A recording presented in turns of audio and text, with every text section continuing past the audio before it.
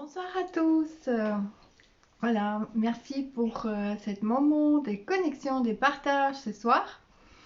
J'espère que vous allez tous bien et que vous êtes bien dans votre maison avec la chaleur et la douceur, avec cette neige qui est arrivée en tout cas chez nous en Belgique. Je ne sais pas qu'est-ce qui se passe chez vous à ce moment-là. Voilà, merci pour tous ceux qui viennent là, merci tous ceux qui se connectent. Bonsoir, merci pour ce moment de partage. Voilà, j'ai envie, aujourd'hui j'avais un élan du cœur de partager ma relation avec les oiseaux depuis mon enfance. C'est comme si que les oiseaux, ils me demandent à faire un sort de tissage de toile d'araignée dès l'enfance jusqu'à maintenant pour pouvoir conscientiser quelque chose. C'est pas pour savoir ou dire voilà j'ai compris. Non, c'est juste pour conscientiser quelque chose. Pourquoi les oiseaux sont là, pourquoi la nature sauvage vient dans nos maisons, pourquoi la nature sauvage vient dans les villes, pourquoi tout est mélangé, pourquoi voilà les oiseaux en cage, tandis qu'ils sont tellement bien dans leur milieu naturel, pourquoi les voilà, pourquoi et pourquoi. Et voilà, merci en tout cas pour tous ceux qui sont là. Et n'hésitez pas, vous aussi, partagez vos expériences avec les oiseaux. Si vous avez vécu des expériences avec les oiseaux, avec la nature qui vient dans vos demeures, ben voilà, ça me fera vraiment énormément plaisir de lire vos partages. Bonsoir Yael, bonsoir Lorenzo. Merci Yael, merci Sylvane, merci pour tous ceux qui sont là, tous ceux qui arrivent. Je vois qu'il y a voilà, de plus en plus des gens qui arrivent. Et moi, je vais continuer. Mon élan du cœur, c'était vraiment partager euh, comment ça s'est commencé en fait, cette histoire des oiseaux. Bonsoir Valérie. Et hello DS. Parce que c'est comme si qu'il y a une leçon de la vie à conscientiser tous ensemble, voilà. Et je prétends pas de comprendre quelque chose mieux que les autres. Au contraire, je nous invite à nous tous à conscientiser quelque chose par rapport à mon témoignage. Voilà, donc déjà, ma première rencontre avec des oiseaux, c'est quand j'étais petite, c'était, bon, j'avais peut-être 12 ans. Euh, une amie de l'école, elle m'a appelée en demandant de venir chez eux et elle a dit qu'elle a recueilli une corneille blessée. Et donc elle a réussi à l'amener à la maison, elle était blessée et du coup c'était ma première rencontre avec des oiseaux. Cette corneille blessée, elle a choisi la maison de cette fille pas par hasard, voilà, donc parce que déjà la fille avec sa mère et son père, ils vivaient une relation à trois hyper toxique, très violent, ils n'arrêtaient pas à se chamailler, la façon comment ils communiquaient c'était très violent. Et cette corneille qui s'est blessée pour venir dans leur maison, et j'étais étonnée parce que c'est comme si ils m'ont Hello Dominique, Michel, bonsoir, bonsoir à tous ceux qui arrivent. Voilà, une soirée d'oiseaux. N'hésitez pas, vous aussi, écrivez, partagez vos histoires avec les oiseaux. Soirée oiseaux. Prenons tous des ailes ensemble, en nous donnant des ailes. Et voilà, donc on m'a invité de voir cette corneille chez eux. Et c'est comme ça que cette corneille m'a fait rentrer dans cette famille où tout le monde se détestait et qui avait des relations très violentes dans la famille. Cette corneille, quand je la regardais, en fait, depuis la naissance, j'avais quelque chose dans mes mains qui pouvait soigner. Et surtout que je pouvais pratiquer ça à une façon beaucoup plus simple avec les animaux parce que ça, je ne demandais pas leur permission, je n'avais pas besoin de leur expliquer comment ça marche. Je pouvais le faire sans vouloir communiquer en fait. La communication, elle était par télépathique en fait, ou intuitif plutôt. Et du coup, voilà, j'ai demandé à Corneille si je peux la faire un soin. Je lui ai fait un soin. Et j'ai compris que la corneille va vivre bien. Mais c'est que Mais pourquoi je devais être là, je ne savais pas pourquoi ils m'ont invité et pourquoi cette famille s'est déchire autant. Et en fait, tous les jours, ils m'ont demandé de venir voir la santé de la corneille. Et dès que j'arrivais, tout le monde commençait à se plaindre, un sur l'autre, en pleurant, et voilà. Et en fait, c'est comme si que cette corneille, elle m'a demandé de prendre la fille qui était de mon âge par la main et de la amener vers une autre forme. Et je me souviens avec cette fille, quand on jouait, je l'ai invitée de faire des voyages avec moi dans différentes dimensions, hein, voyager à travers la glace. Et c'est comme si que je lui donnais la possibilité avec moi, échapper de cette relation toxique qui était à la maison. Et c'est la corneille qui m'a amenée à vivre cette expérience. Donc, et la corneille s'est guérissée, elle devenait hyper douce et accueillante pour tout le monde. Donc voilà, c'était la première rencontre avec les oiseaux chez moi à l'âge de 12 ans, auquel j'ai pas accordé beaucoup d'importance parce que voilà, bah, c'était comme ça et puis c'est tout. Oui, vive les messages, mes anges du ciel. Oui, effectivement, comme dit Dominique. Et voilà, c'était pour moi le premier messager, cette corneille. Maintenant, ceux qui connaissent un petit peu la médecine de la corneille, on sait que c'est la sagesse universelle, c'est prendre les polarités, de les pacifier, les polarités. Et en fait, c'est ce que j'ai dû le faire selon ma vision aussi. La corneille, pour moi, c'est ça, quoi. C'est avant tout, c'est rayer toutes les dimensions, visibles et invisibles, et pacifier les contraires. Et c'est comme si que là, maintenant, avec les reculs, je voyais que c'est ce rôle-là que je jouais dans cette famille. Un peu pacifier les contraires, en fait, les polarités, euh, et, euh, et amener vers équilibre, on peut dire comme ça, qui n'était pas rationnel, cet équilibre, parce que moi, je permettais à cette fille, comme je le faisais, de rêver tout simplement et vivre à travers les rêves, à travers tout simplement vivre à travers les pensées lumineuses et, euh, et créer autre chose que le langage violent elle pouvait créer. Voilà. Et donc après, plus tard, bon, de toute façon, la peinture, il était toujours dans ma vie depuis mon enfance. Et quand je peignais, par exemple, je viens de me rendre compte, quand je peignais nature morte, voilà, nature morte, nature est morte. Normalement, nature est morte, c'est parce que il n'y a pas de vie dans la nature morte. Et quand on regarde les natures mortes voilà, nature morte hollandais, 18e, 16e, 15e siècle, c'était plutôt la nature morte dans les natures mortes des animaux qui étaient déjà tués pour manger, etc. Après la chasse.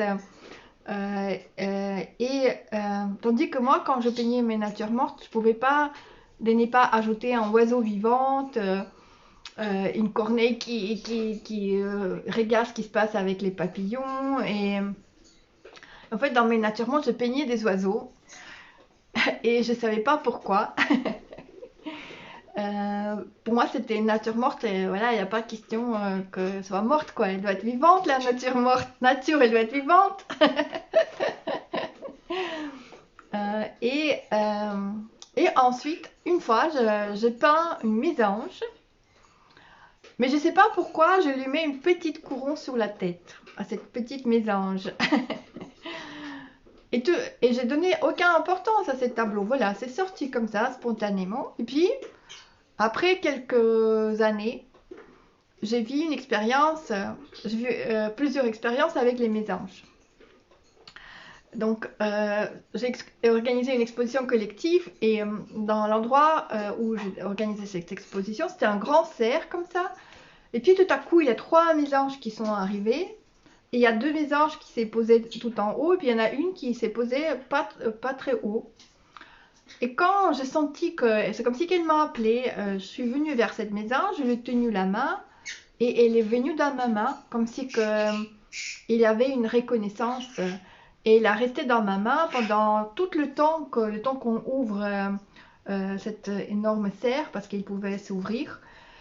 Et elle a resté sur ma main à une confiance totale et elle a posé pour faire des photos. Et une amie à moi qui était artiste à côté de moi, elle a fait des photos d'elle. Et puis quand la serre s'est bien grand ouvert, moi je lui dis voilà ma chérie, merci pour ta confiance, maintenant tu peux partir. C'est comme si qu'elle a compris mes paroles et c'est voilà, elle est partie en vol et ces deux autres mésanges elles l'ont suivi. Et moi j'étais un peu bouleversée à ce moment-là. Je dis oh là là, mais qu'est-ce qui m'arrive? Je vais peut-être mourir. C'est un signe de quelque chose. Mais en fait c'était un signe effectivement de quelque chose. Mais de quoi je ne savais pas encore à ce moment-là. Euh, mais j'étais très émue, très touchée. Et puis après, voilà, je tombe sur le souvenir Facebook et je revois mon tableau que j'ai peint avec le mésange. Et là, j'étais, oh là là, c'est pas possible. C'est exactement le même regard, la même position que voilà, sur la photo. C'est comme si elle a posé, elle a pris une pose pour la photo, exactement le même que je l'ai peint. Et à ce moment-là, il y a beaucoup de gens qui commençaient à me dire que dans ma peinture, il y a quelque chose mystique qu'on ne peut pas expliquer. Parfois, elle bouleverse, parfois, elle touche. Tandis que, voilà, à ce moment-là, je n'avais pas encore cette peinture comme le Code des lames qui est arrivée plus tard, en fait. C'était une peinture plutôt académique ou plutôt illustrative. Et, mais même dans cette façon-là, il y avait déjà quelque chose de très subtil en fait. C'est comme si que même les oiseaux, ils m'ont amené à une autre forme d'expression.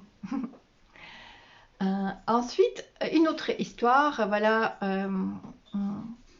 c'est qu'il y avait un moment très touchant avec une amie. Je ne vais pas parler de ça, mais il y avait un moment que c'est comme si qu'il y avait une âme d'un enfant qui s'est manifestée à travers une mésange et pour tout simplement amener un peu plus de douceur et pacifier la perte d'un enfant. En tout cas, c'est ma vision de cette situation. Je ne veux pas parler trop parce que c'est très délicat. Mais après, il y a une autre chose qui est arrivée dans ma vie.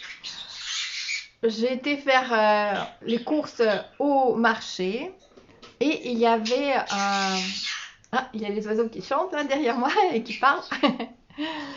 Il y avait une stand où on emmenait les animaux à la vente, des oiseaux, des poules, des lapins, etc. Mais pour manger en fait. C'est comme si ils vendaient pour tuer et manger, mais vivants.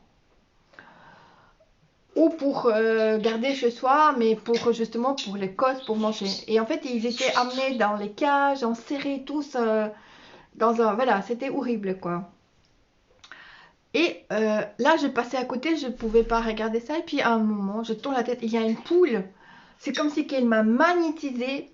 Et elle m'a dit, toi, amène-moi d'ici, s'il te plaît, amène-moi d'ici.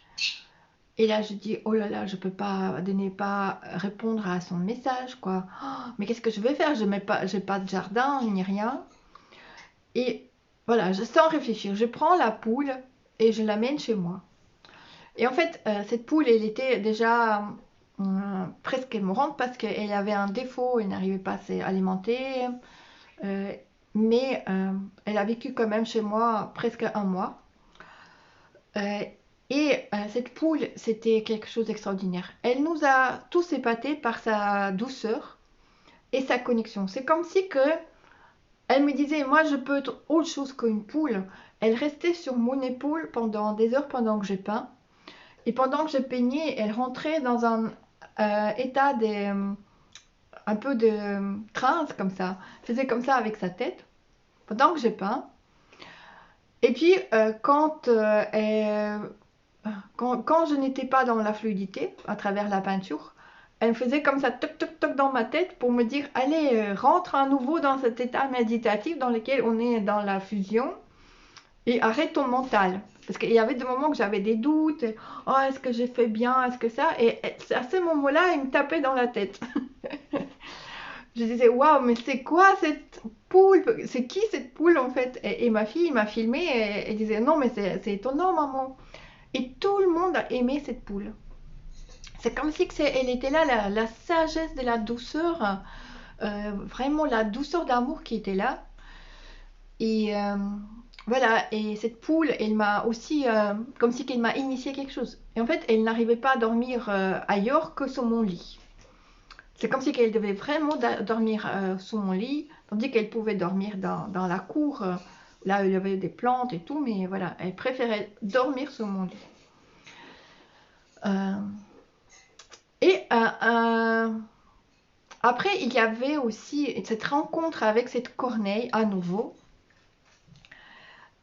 Moi, voilà, j'ai aussi cette vision, cet conditionnement comme tout le monde, parce que je n'aime pas voir les animaux dans les eaux ou voir les dauphins dans les delphinariums ou les oiseaux dans les cages. Je les préfère voir libres dans leur milieu naturel, parce que c'est comme ça que je vois leur joie et ça me reflète ma propre joie. Mais ma fille m'a invitée à son anniversaire et c'était... elle m'a dit, allez maman, tu peux venir quand même, on peut faire ça, voir, fêter mon anniversaire, mes amis, à Paradisio, en Belgique. Ici, c'est un parc animalier, ceux qui ne connaissent pas. Euh, et, euh, et je dis, bon, allez, je vais couper mon conditionnement parce que les animaux qui sont dans les eaux aussi, on peut leur amener de l'amour en étant là. Parce que voilà, ils sont déjà là et on a quelque chose à faire puisqu'ils sont là. Et donc, au lieu de juger et faire ce travail de non, non, non, un peu, voilà, je me lave la main, j'ai rien à faire, je suis propre, ma conscience elle est propre, je peux aller là et leur donner aussi de l'amour. Et en même temps, je peux faire l'amour à ma fille en présence au lieu de voilà, dire non, non, non avec mon conditionnement. Et quand je suis arrivée là, il y avait quelque chose qui s'est passé avec les perroquets haras qui sont à l'entrée de parc presque. Ils sont tous venus contre la cage en mettant le bec et la langue comme ça. Et j'ai senti qu'ils me disaient, allez, donne-nous des bisous, donne-nous des bisous. Parce que c'est quand même impressionnant, le bec des haras, c'est énorme. Et quand tu connais pas le comportement des oiseaux, tu peux avoir peur qu'il t'est mort, parce que s'il est mort, il peut te couper le doigt. Il coupe une branche à un son clin d'œil, comme ça, hop, une grosse branche. Mais il y avait en moi une confiance totale et je mettais mon doigt dans leur bec, je leur faisais des bisous et ils voulaient absolument faire connexion la langue à la langue. Je comprenais pas pourquoi en fait. Mais je suivis cet élan irrationnel et je faisais ça. Bisous à tous les haras qui étaient là.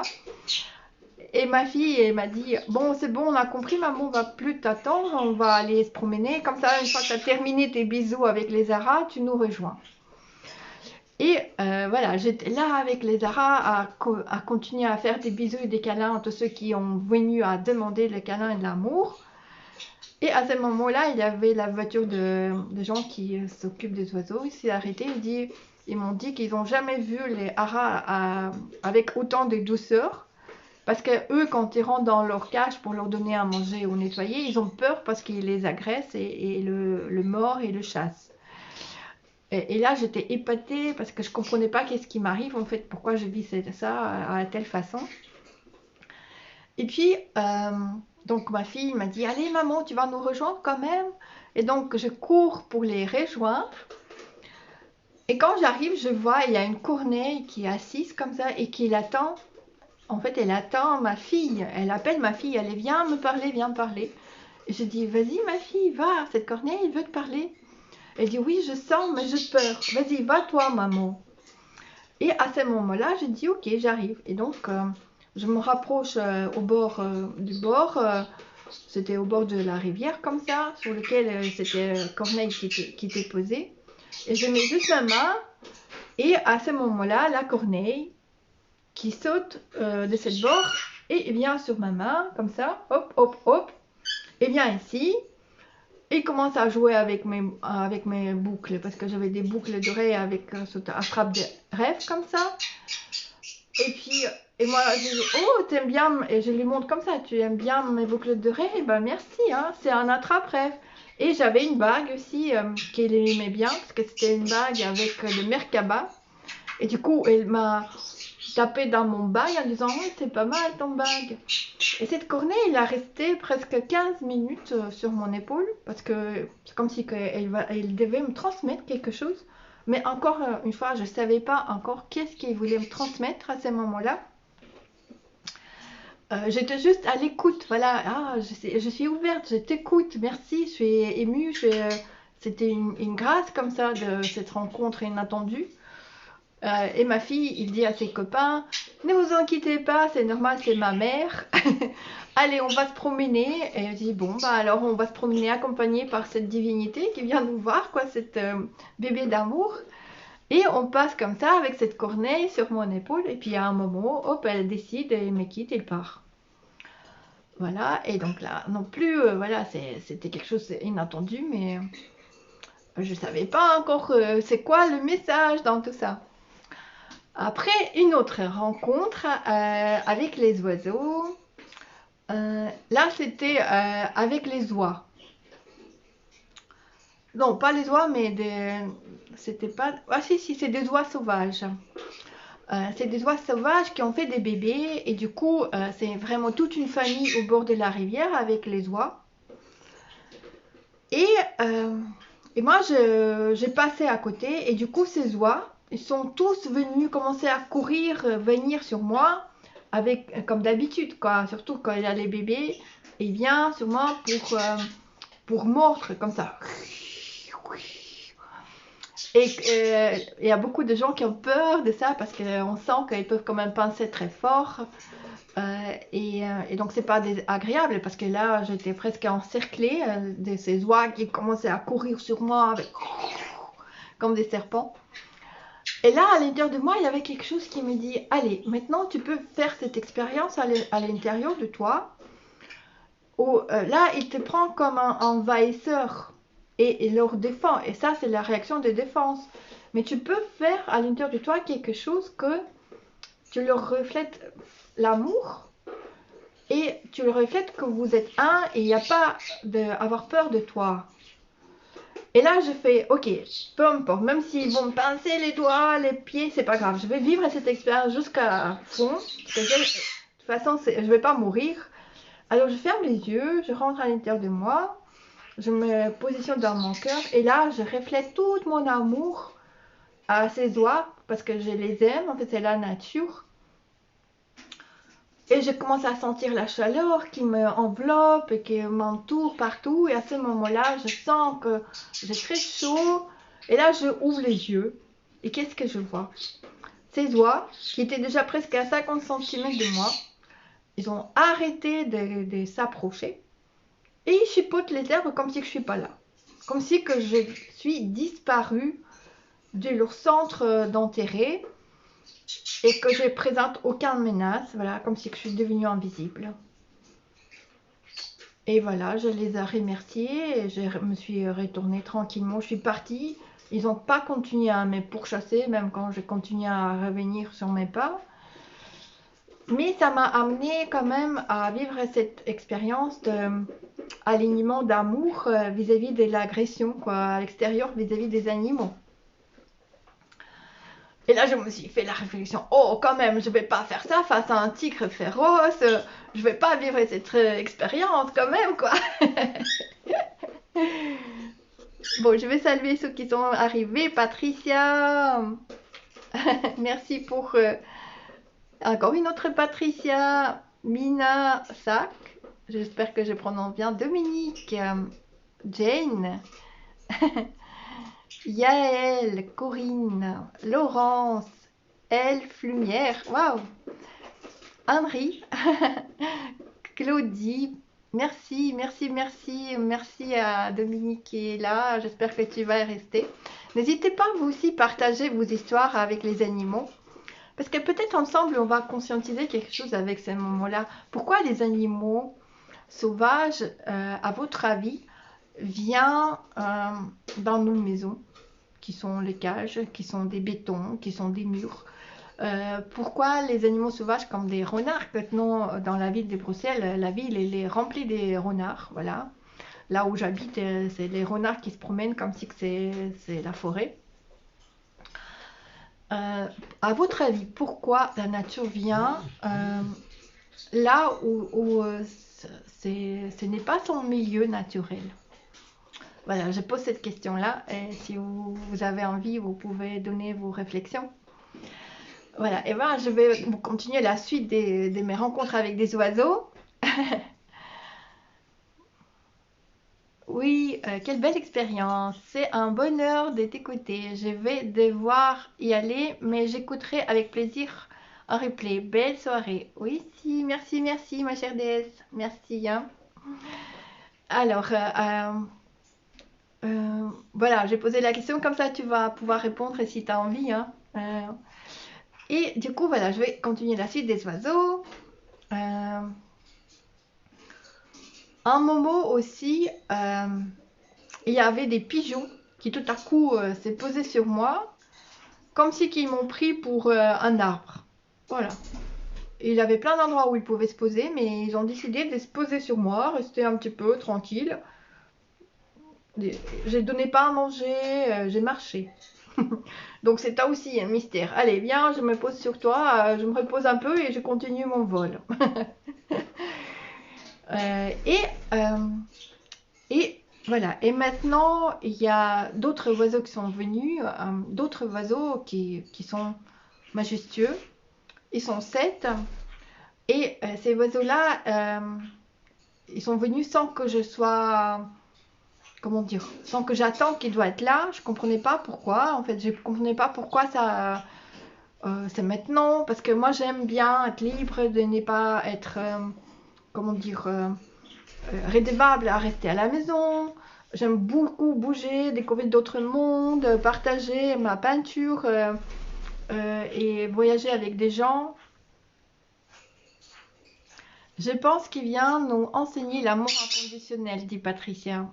Merci. Oui, ça c'est sûr. C'est ce qu'il nous enseigne, c'est ce que c'est l'amour inconditionnel. C'est bien ça. Hello Priscille. Coucou. Oui, et en fait, voilà. Il y a un moment que j'ai commencé à faire des rêves avec une hara qui venait tout le temps dans mes rêves. Elle venait tout le temps dans mes rêves.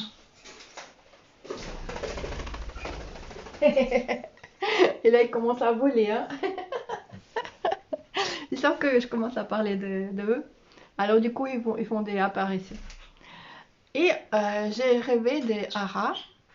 Et je ne savais pas pourquoi elle vient tout le temps dans mes rêves. Mais en même temps, cette hara, c'est comme si c'était aussi le monde des oiseaux. Un monde parallèle ou un monde de vibratoire des oiseaux. Et que j'ai rêvé tout le temps de ça. Et d'ailleurs, Dominique, quand tu es venue chez moi, tu m'as dit « Oh tiens, Oulena, c'est drôle, je te regarde et j'ai l'impression que tu as un perroquet sur ton épaule. » J'espère que tu te souviens de ça. Tandis que je t'avais pas parlé des perroquets, quoi. Les animaux sont porteurs de messages et peuvent nous aider à trouver des réponses en nous. Oui, Michel, oui. Et c'est vrai qu'ils sont comme des miroirs de nous-mêmes, en fait. Ils sont des miroirs, ils sont nos miroirs. Ils vont refléter ce qu'on ne voit pas ou ce qu'on ne veut pas voir. Ils vont mettre la lumière sur l'ombre pour qu'on puisse la conscientiser et amener vers la lumière et trouver cet équilibre, en fait. Que tout le monde a tellement difficile à trouver cet équilibre.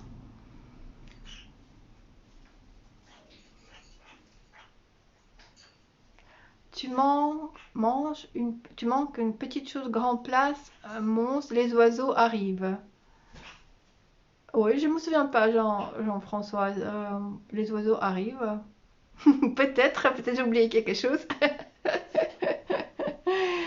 Euh, alors, oui, et donc après aussi, j'ai proposé un live avec Lucille.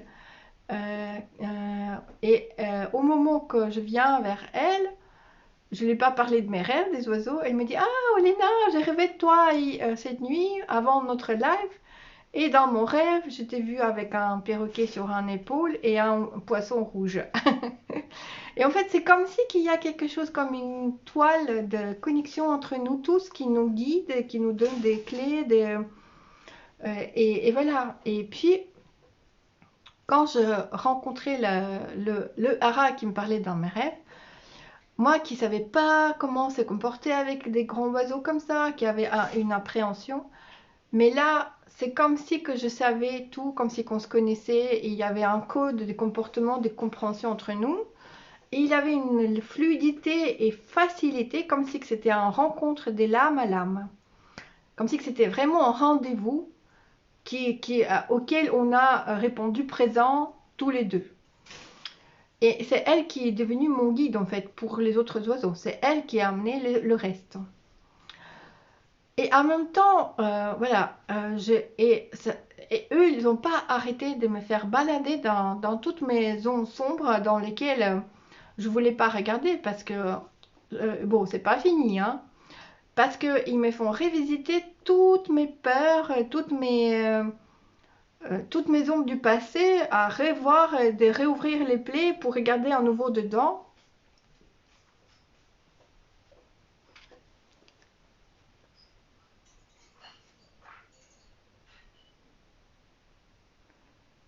Ah, quand tu manges une petite chose à la grande place des monstres, les oiseaux arrivent, je pense, dit Patricia. Ah oui, c'est possible, oui, oui, voilà, c'est ça. Tu lis les pensées de Jean-François, je pense. Oui, c'est bien, comme ça on se complète.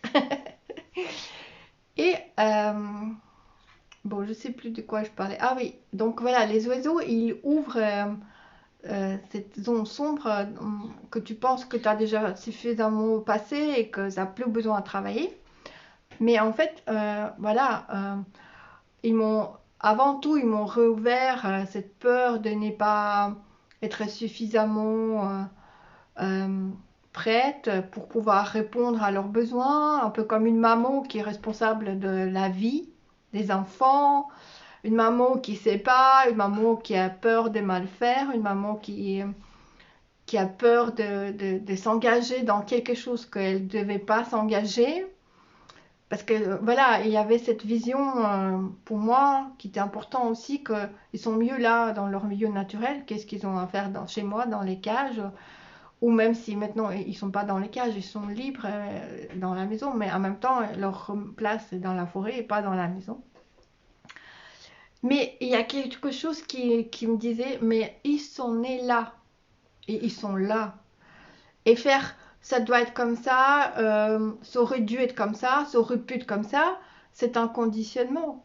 Parce qu'il faut agir et trouver le meilleur vis-à-vis de ce qui est là devant ton nez, devant tes yeux.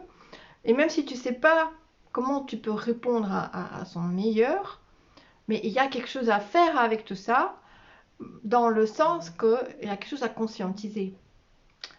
Parce que, voilà, c'est qui m'écrit là? Je vais lire les commentaires d'abord.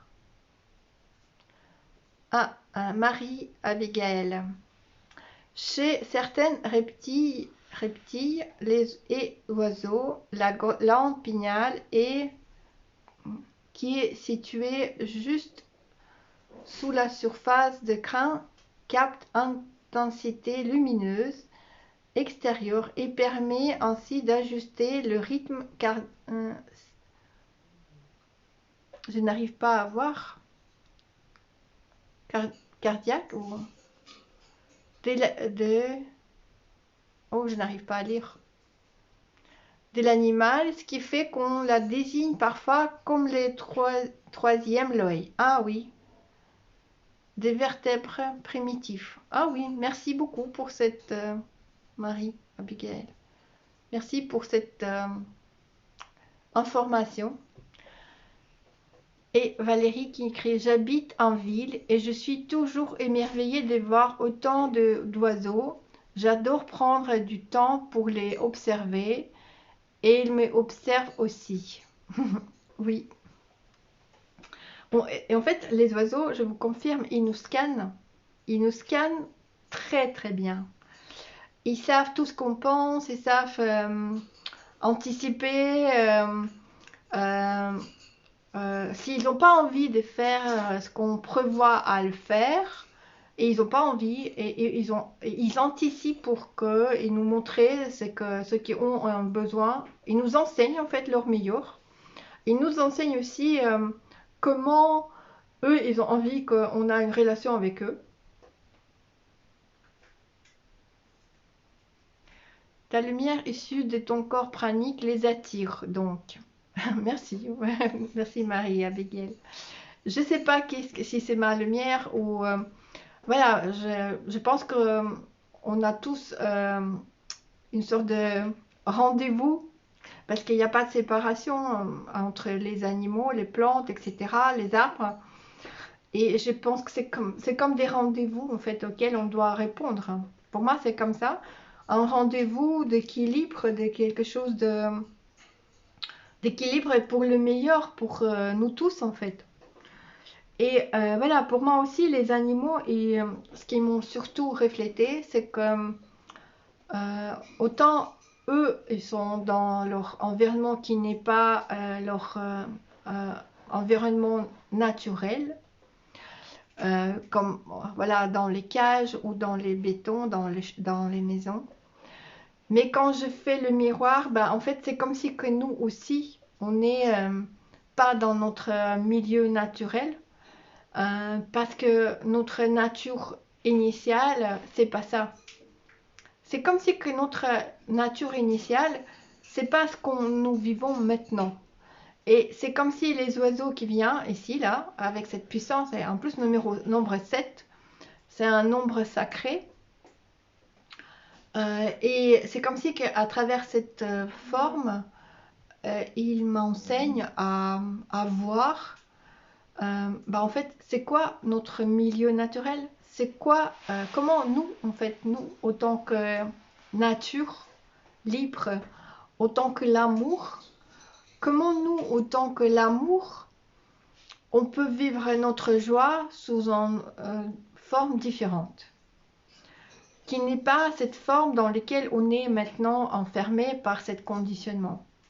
Bon, je vais expliquer un petit peu par rapport à ça. C'est comme quand je reviens à nouveau dans le passé.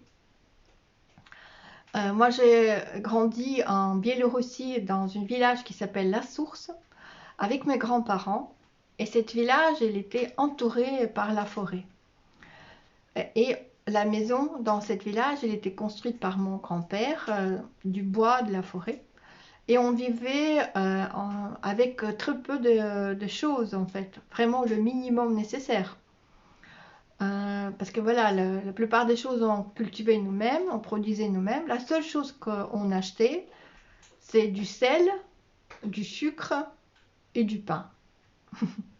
Et aussi, voilà, de temps en temps, pour le fait, c'est du vodka et des cigarettes. Ce qui n'était pas nécessaire, pour moi en tout cas.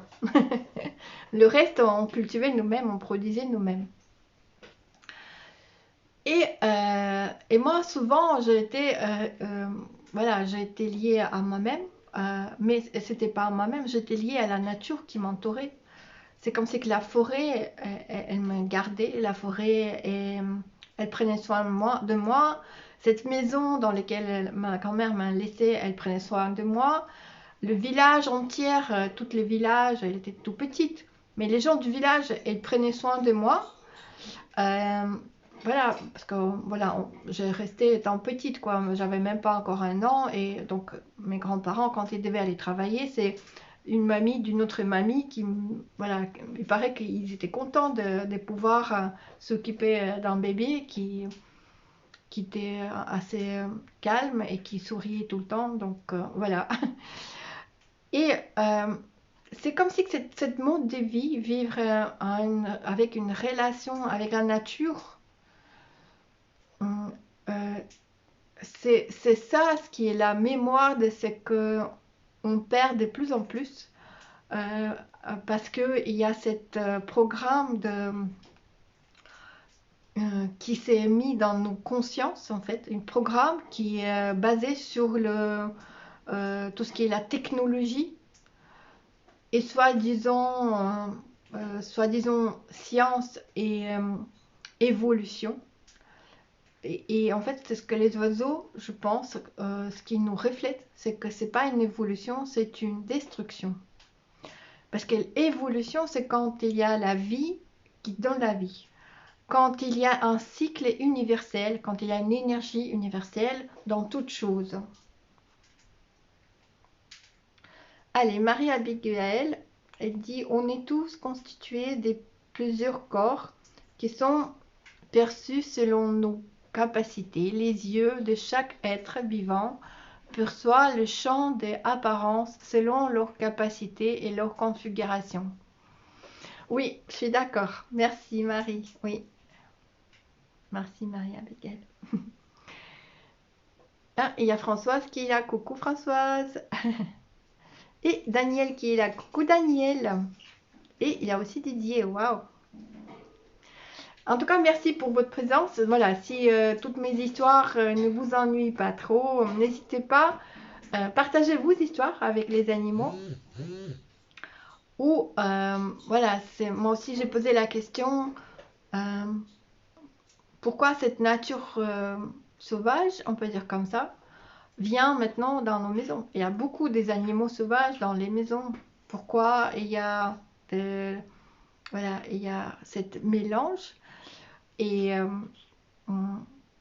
par rapport à, voilà, qu'est-ce que vous en pensez par rapport à cette réflexion, c'est que cet processus de donner priorité à la matière, à des choses, à la processus technologique, au lieu de donner la priorité à la vie et au cycle de la vie, qui s'est nourrie elle-même, qui s'est reproduite elle-même, qui est nourrie par l'amour et en fait et aussi par rapport à cette transmission à travers transmission de la sagesse universelle qui vient de nos ancêtres, qui vient d'endroits que nos ancêtres ils ont conçus pour nous. Voilà, comme pour moi maintenant, quand je pense, il n'y a même pas un jour que je n'y pense pas à cet village et cette petite maison où j'ai grandi, que mon grand-père a construit. Et j'attends avec impatience de pouvoir y revenir et me ressourcer parce qu'il n'y a que là où je prends mes sources, je prends la force. Et c'est là où je suis en toute ma puissance énergétique.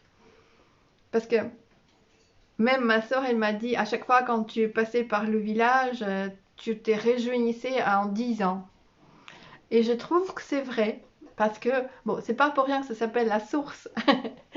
Parce que pour moi, ça resterait toujours une source de régénération, en fait.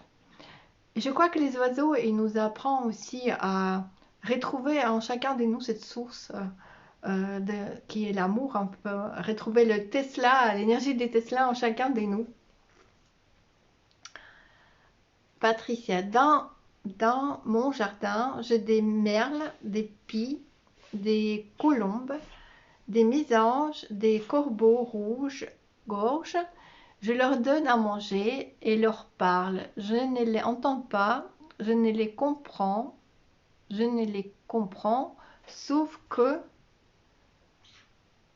quand je vois les pies, j'ai des nouvelles. Ah voilà, c'est des messagers pour toi les pies. Ah bah voilà. Et Valérie, tu veux dire que la technologie est vouée à disparaître parce qu'elle ne génère pas l'amour, la vie?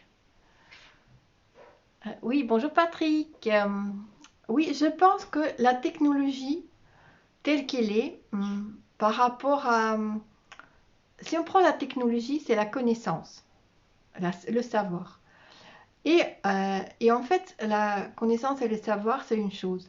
Mais en chacun de nous, à travers cette dimension qui est un tout et l'infini, il y a une plus grande connaissance en fait. Et en fait, quand on relâche ce processus de savoir, d'être fier de voilà, prendre un marteau et taper les clous, par exemple, euh, au lieu d'œuvrer avec toute l'énergie de l'univers, à travers l'énergie de l'amour. Et quand on compare ces deux possibilités-là, quoi, et dire, au lieu d'être avec tout ça, je choisis ça parce que je pense que c'est plus raisonnable ou c'est plus facile. C'est un choix en fait. C'est un choix. Parce que, en tout cas, nos ancêtres, ils avaient une autre vision par rapport à tout ce qui est la technologie. Et ils avaient une connaissance universelle qui est perdue maintenant. Et ça devient des... et en fait, on le perd de plus en plus parce qu'on s'éloigne de cette connexion euh, qu'on a eue avant. Parce que ça a été rappelé dans tout, dans chaque plante, dans chaque petit insecte, euh, et à travers lesquels on pouvait communiquer et c'est complété. Et comme on a perdu ses racines, bah, du coup, on perd le lien avec tout ça. Pour t'expliquer donc que quand tu modifies ton état des pensées, tu modifies les couleurs des chakras si tu actives la paix et la sérénité issue de ta sagesse. Tu émets dans une fréquence dans le, dans le violet et ultraviolet que les oiseaux perçoivent et donc tu leur indiques ton état de pacificateur qui était leur peur du prédateur. Ah oui, merci pour ton explication, merci. Oui, effectivement, parce que maintenant, en parlant de mes oiseaux, vous savez, c'est comme des êtres vivants, voilà, comme nous. Voilà, c'est pas parce que c'est des oiseaux qu'ils ont tous les mêmes caractères ou ils sont des robots. Non, et ils ont chacun leur caprice, leur élan du cœur, leur inspiration, leur centre d'intérêt, etc. Et parfois, donc c'est difficile quand ils sont, en plus quand ils sont nombreux, de créer une harmonie, un équilibre. Et du coup, c'est vraiment grâce à cet enseignement des oies que j'ai compris que pour que je puisse amener cette pacification et équilibre, je dois le émaner de moi-même et j'ai trouvé une inspiration pour les amener à cette harmonie par le chant ou par la méditation. Et en fait, j'ai compris qu'ils adorent quand je chante leur prénom. C'est vraiment drôle. Dès que je commence à chanter les prénoms de chaque oiseau, parce que les oiseaux, les plumes, c'est comme des antennes. Et quand ils sont dans la bonne vibration, il a les antennes qui se mettent comme ça, et on voit qu'il devient... Et voilà, il a juste les antennes comme ça. Et en fait, ils deviennent tous immobiles et rentrent tous dans un état vibratoire. Et ils perçoivent leur prénom, mais comme si que je les caresse par le son. Et ils adorent la caresse que je leur fais par le chant. Et ensemble, on crée une sorte de vibration d'amour, quoi. Alors, je vais lire encore s'il y a des commentaires. Voilà, donc là, j'ai lu ton commentaire. Merci, Marie. Et donc, c'est ça. Il nous enseigne aussi c'est comme si qu'il nous apprend à rentrer dans cet état d'équilibre et d'harmonie, de pacification. Et en même temps, il y a des moments que quand je suis dans le doute et que je commence à pleurer, et je me dis, je suis tellement la gratitude du fait que vous m'avez choisi, je suis tellement la gratitude que vous me faites confiance, mais en même temps, c'est une telle responsabilité.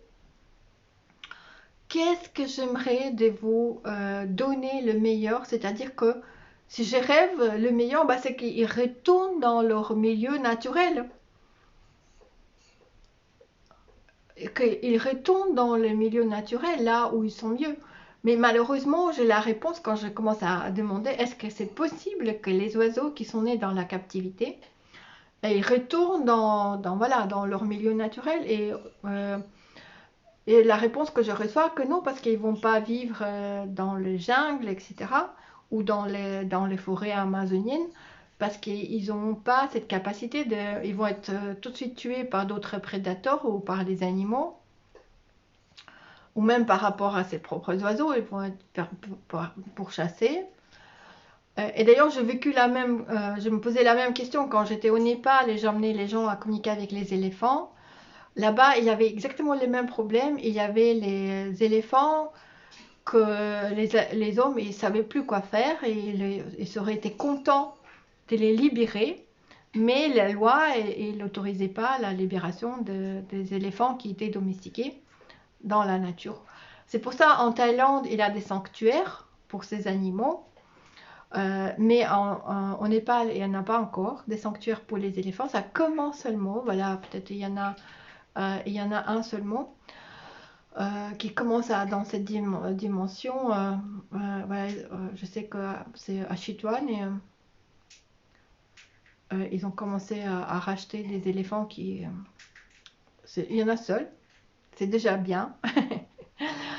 Mais je ne sais pas si ça existe des sanctuaires pour les oiseaux qui ont né dans les captivités. Et si ça n'existait pas, j'aimerais bien que ça existe.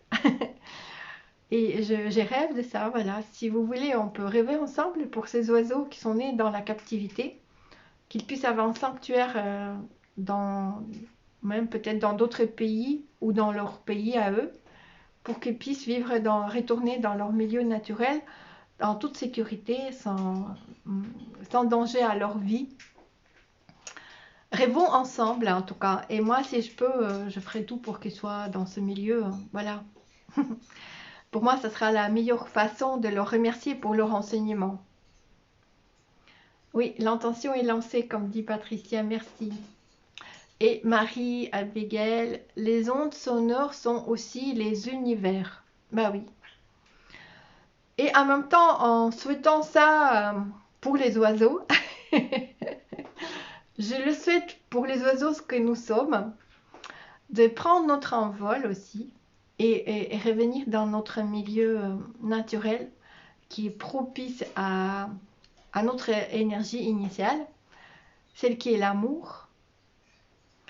Parce qu'il n'y a que l'amour qui est énergie qui fait qu'elle a une énergie de continu.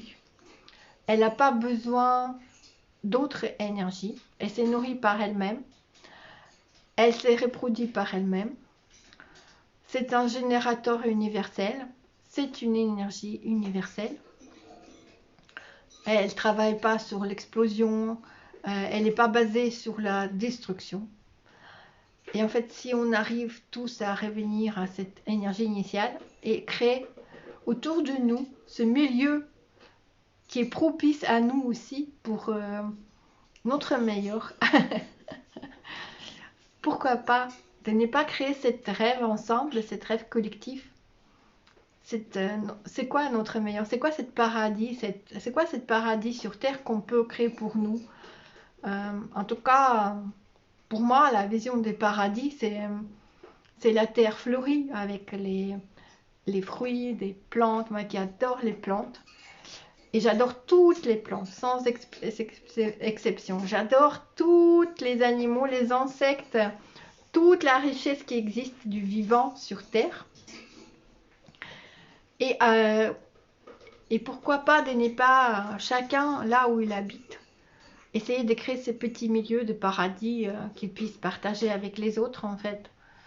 Et au lieu de faire des murs en béton entre les maisons, de mettre les arbres avec les fruits qu'on peut partager entre les voisins, planter des cèdres, planter des arbres fruitières et partager et rendre nos villes fleuries.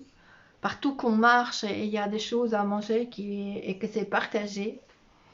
Et pourquoi ne pas créer la terre avec cette vision-là, comme le paradis pour les oiseaux, mais notre paradis à nous? C'est peut-être ça ce que les oiseaux, avec leurs ailes arc-en-ciel, ils nous amènent comme les rêves. Parce que chaque couleur, c'est une vibration, et les plumes, c'est la légèreté. Et la plume, c'est la réalisation des rêves. Oui, voilà, planter les fruits, il y a tellement des arbres fruitières qui poussent même dans les bouturages. On prend des euh, cassis, des groseilles, bah, tout ce qui s'ébouture. Il suffit de prendre une branche, tu mets dans la terre et il a déjà les racines. Tu le mets partout autour de ta maison et tu dis, servez-vous les enfants, la terre, il nous donne en fait. Servez-vous, mangez. Pourquoi c'est barricadé et après laisser pourrir les fruits dans ton jardin parce que tu n'arrives pas à t'en occuper? Tandis que c'est tellement gratifiant de partager et partager voilà, la passion, les connaissances sur des plantes, sur des différentes recettes parce que mine de rien, dans chaque famille, il y a encore des reflets, des facettes de cette sagesse transmise des ancêtres, des mères à la mère, des grands-mères à la grand-mère, de ses enfants. euh, et pourquoi pas de ne pas l'assembler pour qu'on ne soit pas euh, déraciné, en fait, pour qu'on soit euh, plus dans la vision de unité. Voilà, donc merci en tout cas pour ceux qui sont là. N'hésitez pas à partager vos points de vue, vos visions. Je vais partager cette live et vous pouvez continuer à partager vos commentaires et rêvons ensemble, voilà, pour notre meilleur et le meilleur pour ces oiseaux. Si vous avez des infos, s'il y a des sanctuaires, si vous avez des sanctuaires pour les oiseaux, quelque part, je veux bien des coordonnées. En tout cas, les bébés, une fois que ceux qui sont chez moi, une fois qu'ils ont un petit peu repris la force, je vais les donner la possibilité à voler, faire le vol libre et même être prêt à être autonome dans un milieu qui est propice à leur vie et à leur bien-être. Et voilà, elle a des commentaires. Je vais cueillir les fruits chez mon voisin et je lui donne de la confiture. Et on papote. Oui, waouh, magnifique Patricia. Waouh, les jardins collectifs. Oui, dans les rues et les cueillir gratuitement. Ça sera magnifique, hein. Euh, Paradis, c'est avant tout commencer à continuer à évoluer, comme tu dis, énergie d'amour illimitée, dit Valérie. Oui, bah, imaginez comment vous voulez vivre voir votre ville ou village, ou voilà, comment vous voulez les voir. En tout cas, moi qui est une artiste, moi je rêve des façades des maisons qui sont en béton, qui soient peints par tous les artistes avec l'énergie de l'amour. Voilà, qui peint des rêves, des belles choses, plein de couleurs, avec la nature, qui invite à un voyage fantastique et au paradis. Et je rêve les façades recouvertes de plantes et des trottoirs avec les pelouses et des fleurs partout et des fruits partout et qu'on on arrête de rouler en ville en voiture, qu'on marche à pieds nus sur les pelouses parce que c'est tellement agréable à marcher à pieds nus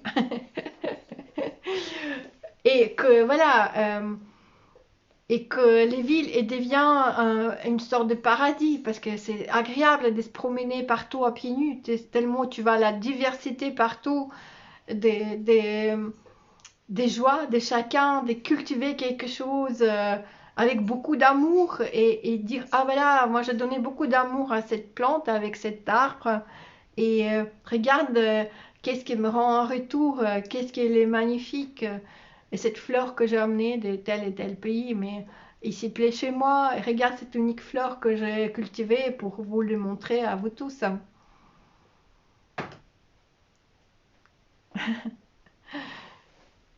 Oui, mais une ville mélange art et nature et le rêve. Oui. Et Patricia m'écrit, tu verras de la maison où j'habite des arcs-en-ciel, des anges, de la forêt sur tous les côtés. Ah oui, plaisir Patricia. Il faut bien commencer par quelque chose, hein. Oui, avec grand plaisir.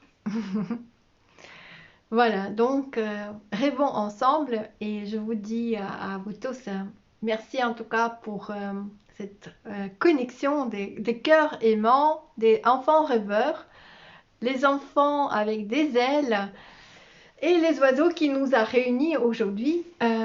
Merci, merci à nous et aux oiseaux et prenons tous notre envol vers le meilleur. Merci, bonne soirée à vous tous et à bientôt.